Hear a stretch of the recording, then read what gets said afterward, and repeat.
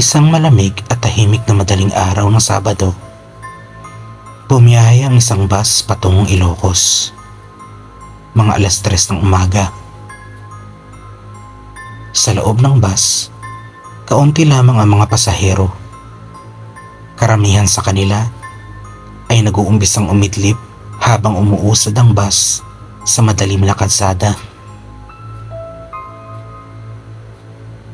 Sa simula ng biyahe, ang tanging maririnig ay ang mahinang ugong ng makina at ang tunog ng mga dahon na natatamaan ng hangin sa tabi ng daan.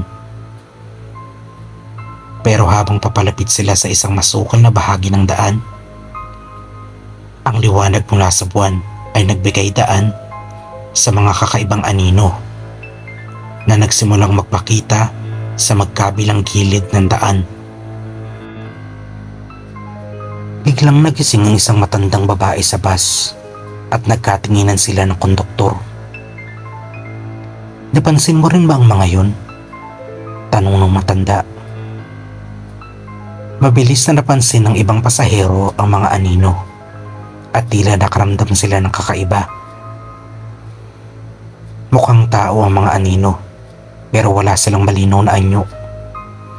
Mga itim na silueta na tila walang batayan kung saan sila nagmumula. Habang umalis ang bus mula sa lugar ng mga anino, may malakas na kaluskos na ikinagulat ng mga pasahero.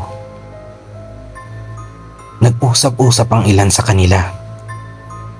Sinabing ang lugar na iyon ay kilala sa mga kwentong tungkol sa mga espiritu mula noong sinaunang panahon.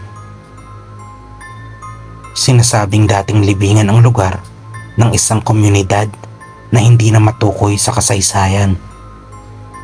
Kaya't nananatiling misteryo kung sino ang mga itim na aninong dumadaan doon.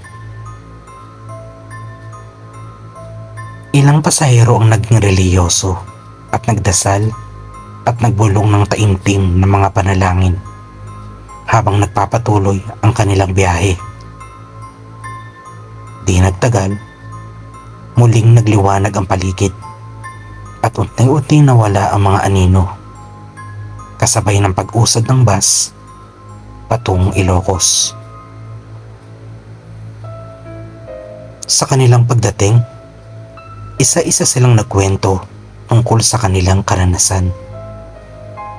Pero nananatiling misteryo kung ano talaga ang nakita nila sa madilim na kalsada.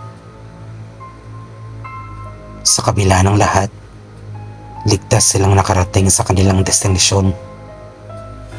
May dalang kwentong hindi nila makakalimutan.